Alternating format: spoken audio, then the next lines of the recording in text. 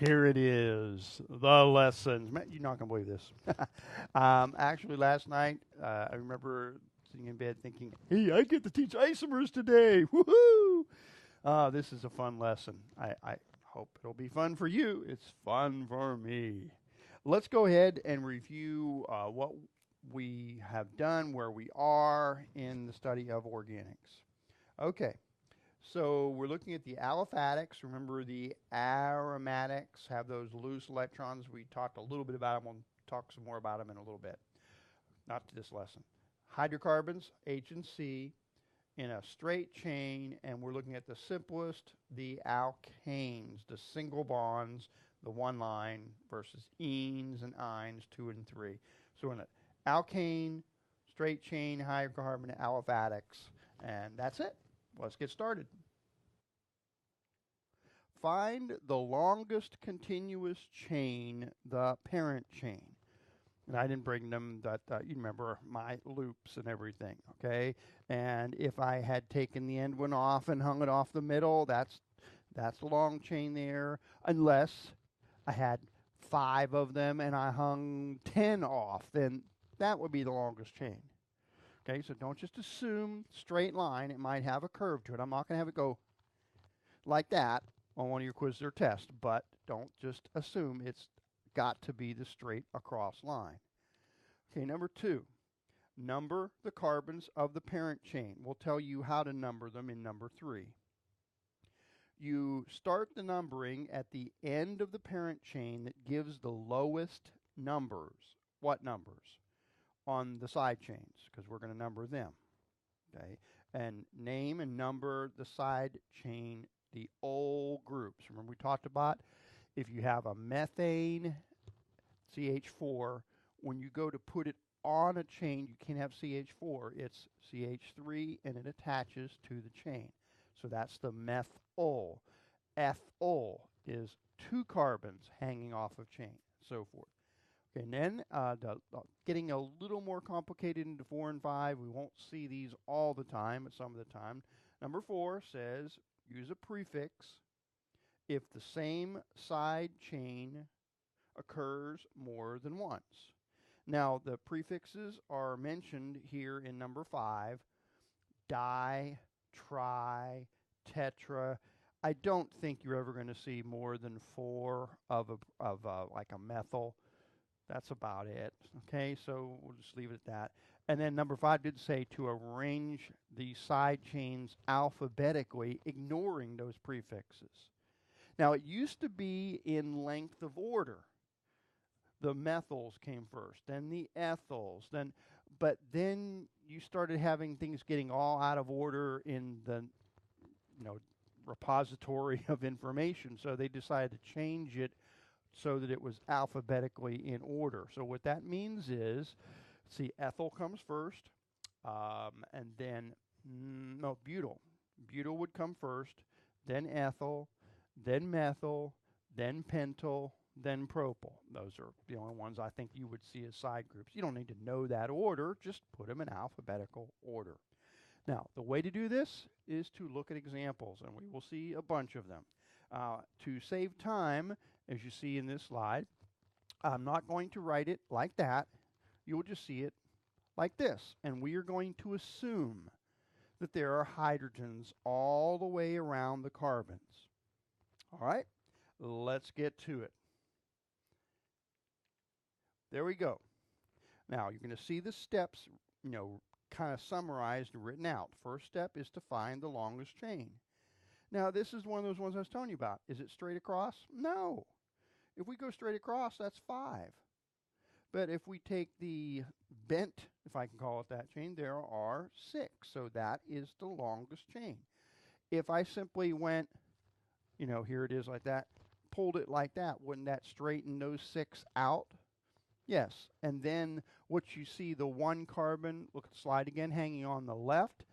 If we straighten it out, that would be kind of, hanging down at the bottom. Or you'll see it could be up at the top later on. Okay, now we have to go through a number.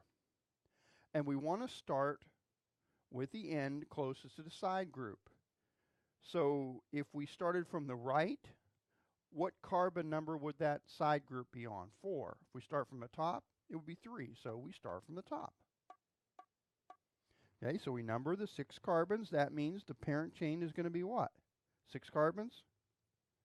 Yeah, hexane. Okay, now, what is the side chain? That's methyl. Sure. Methylhexane. That means you have a side group of 1 carbon hanging off of a 6 carbon chain. The only thing we have to do is we have to tell where it is. It's on carbon number 3. Okay, 3-methylhexane. Now, let me mention that my numbers 1, 2, 3, 4, 5 in these examples do not exactly match up to those, and you don't need to know those rules in order. As a matter of fact, I'm not going to ask you, do you do this before you do that? Do you do this before? You just need to know how to do it. Okay. Basically, I will ask you a question like, you should alphabetize according to the main chain. No. Only alphabetizing we do is with our side chains. So you might see a question like that. Okay, so understand those 1 through 5s don't match up. Let's do another example. This is a little bit harder, isn't it? Okay, but one thing I made easier. Where's the longest chain? Yeah, it's straight across. Now, could I go like this for the longest chain? Sure, you could, but why? Why not? Let's just use this as a going straight across. Okay, so that's our longest chain. Okay, and the name of that, or numbering, excuse me, starting with the end closest to the side groups. Okay, but there's side groups on both ends. What do I do? All right, now this is the only time we're going to do this, is with the alkanes. Everything else we'll use a different way to tell which end to start on. But with the alkanes, there's nothing in the chain itself that tells us which end to start on. So we have to determine by the side chains. So when you looked at it, on your right, there were several side chains. On the left, there's only one. So what you want to do is kind of like play seesaw. Which side? Bonk. Yeah. On your right, that side is the heavier side. That's the side we start with. By how many chains we have. How many, not the length of them. I don't think it'll be that picky that makes a difference. So we'll start numbering on the right.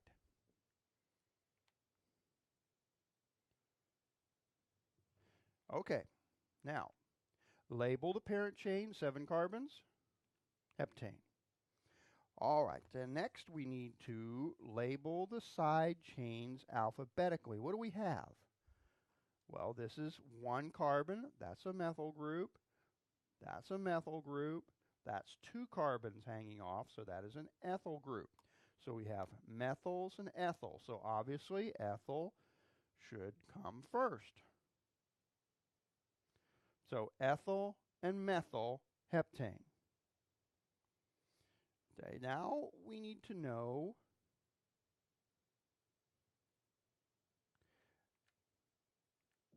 where, I'll use prefixes for side chains that occur more than once. Well, should I leave it at methyl-methyl? No. What am I going to do instead of methyl-methyl?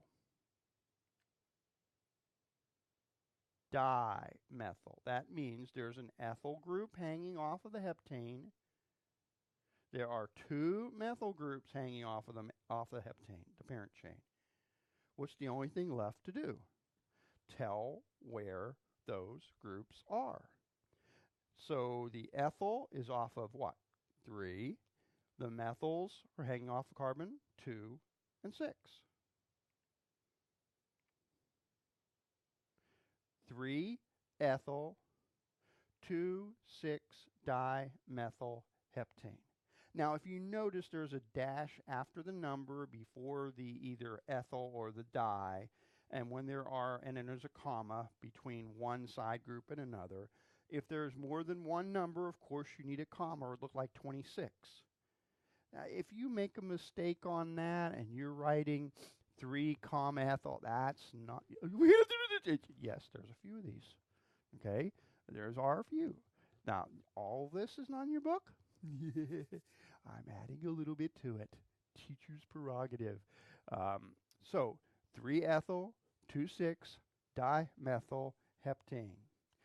Let's go to the next example. Find the longest chain. Straight across, of course, that's a pentane. And we're going to number Y from the right because there were 2 side groups on the right-hand side, only one on the left. Pentane. And what do we have? Well, all of those are methyls.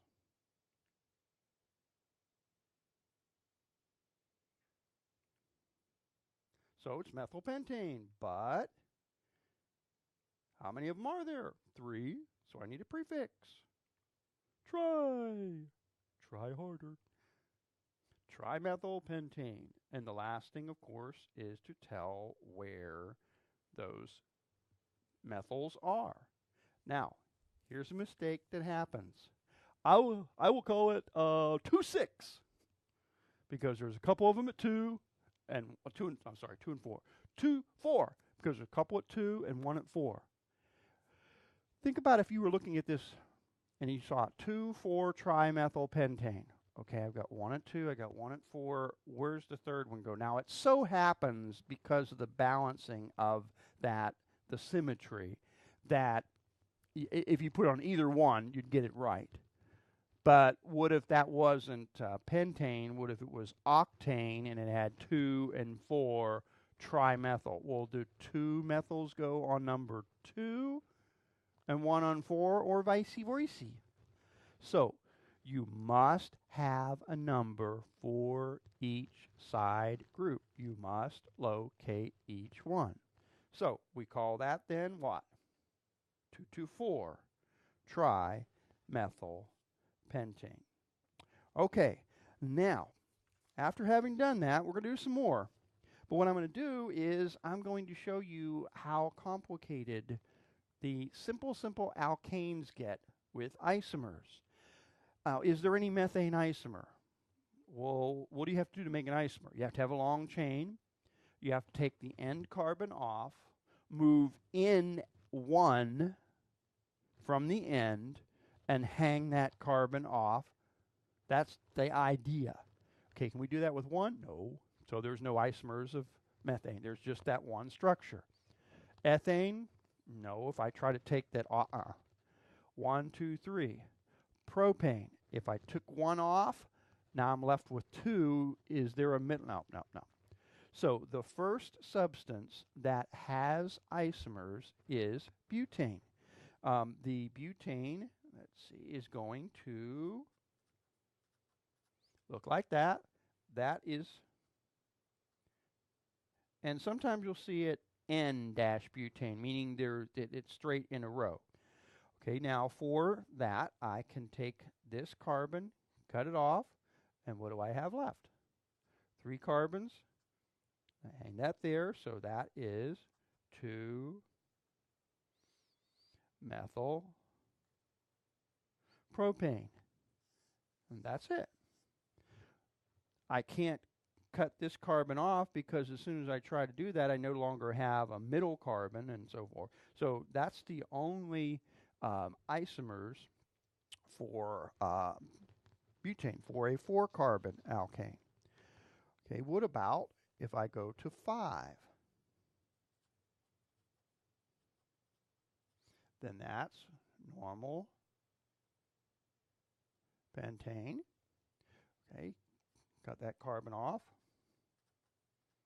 The chain, move it in at least 1, 2-methylpentane, right? Nope, no longer pentane. What is it? Butane, because there's only 4 carbons left in a chain. Now, can I put that up here? Sure. In other words, it would be like here's my Christmas chains, and I have it hanging down, or I pick it up and go like that. Would I have to open it up, unstaple it, and move it somewhere for that? So here, also, if I flipped it around, I could have it up or down. So this is the same as here, here, and here. Those X's mean that same position.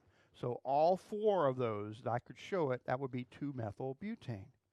Now I can cut one off and have 2,2-dime. I'm having a problem with my Y's today, aren't I? Dimethylpropane. And those are the 3 isomers for pentane. Okay, let's see. I'm trying to think. I think I have. Do I have the 6? No, I have to draw those. Okay, let's get another sheet of paper, and I will draw the isomers for hexane. Some of them I have nice, neatly done, but this one I don't. 1, 2, 3, 4, 5, 6. Normal hexane. Okay, cut a carbon off. 5, 2-methylpentane, and that would of course be the same as those locations. Ooh, you didn't get in the middle there. Right. 3-methylpentane, and that would be the same as there. Okay, is there anything else I can do? Nope, I covered all of those. There are 6 places. I can't put on N carbon, or that'd be part of the main chain. So there were 6 places. There's 1, 2, 3, 4, 5, 6. So I have to cut another carbon off. That gives me 4 carbons in the chain. And I have 2 to hang off of the chain. So I have 2,2-dimethyl 4 carbons butane. And that would be the same if both of them were on this side. A little tight in there. Let me draw that. Okay, and then what else? 2, 3 dimethylbutane. Okay, that's it. 1, 2, 3, 4, 5. Oh, they're not growing very fast. We went from 1 to 2 to 3 to 4 to 5. Right. Okay, let's go to, that was 6. Here's for 7. This is for heptane. Heptane, 2-methyl, 3-methyl hexane. 2,2-dimethyl, see my little dots there. That would be the same as that. 2,3, and that's the pentane. That would be the same as there.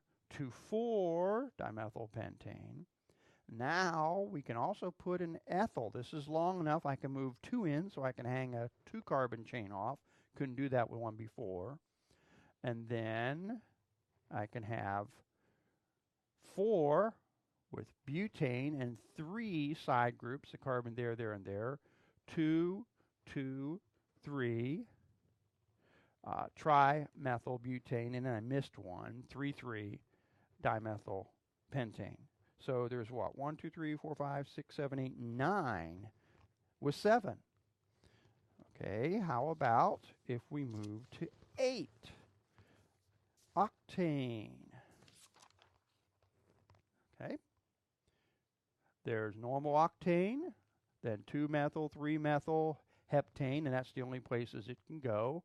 Oh, and 4-methyl heptane, and you can see where, okay, time to cut it off and go down to hexane. We've got 2,2, 2,3-dimethyl, 2,4-dimethyl, 2,5-dimethylhexane, and 3,3-dimethylhexane. And then we'll go to 3,4-dimethylhexane. And the only other thing, and I didn't go to the end, is I could have had an ethyl. We'll do that later on with the hexane. Now we go down to pentane. 2,2,3-trimethylpentane. 2,2,4. 233, 234. And then I have a methyl and an ethyl group. 2-methyl, 3-ethyl. And what about, 3-methyl, 3-ethyl. That was all of it. And then there's one with butane, 2,2,3,3 tetramethylbutane. And then here's the ethyl hexane that I missed. So there's 18 isomers with octane. Now, if you go to nonane, you have 35 and 75 decane isomers, which, no, I ain't going to draw them. So you can see how the ability to have those 4 bonds, as I told you at the very beginning of the chapter. So we have the chain, we can have side groups, we can move them all around. And to have 75? I think it was right. Yeah, 75 isomers with 10 carbons. 10 is not a huge number. It's probably a little bigger than the average. I'd guess maybe 8, 9, but it depends which one of those side group type of things we're talking about, with the alcohols. With acids, 10 carbon acid is nothing. There are 20 carbon acids. And we will see when we get to the next lesson with the enes, when you have a double bond, that's going to lock down the structure, if you will, and mean you can't just go flipping around like we did, and there will be many, many more isomers with the same number of carbons if we put a double bond in there. Are you having fun yet? Now, I went through it pretty quickly, but it is very lockstep, rigid. You find the parent chain. You name it. You figure out which side to number it from by the side groups. You number it. You figure out which side groups are there. You put them in alphabetical order, and then you tell which carbon those side groups are attached to. And that's your name. So, like you saw, we had like, 2233 tetramethylbutane.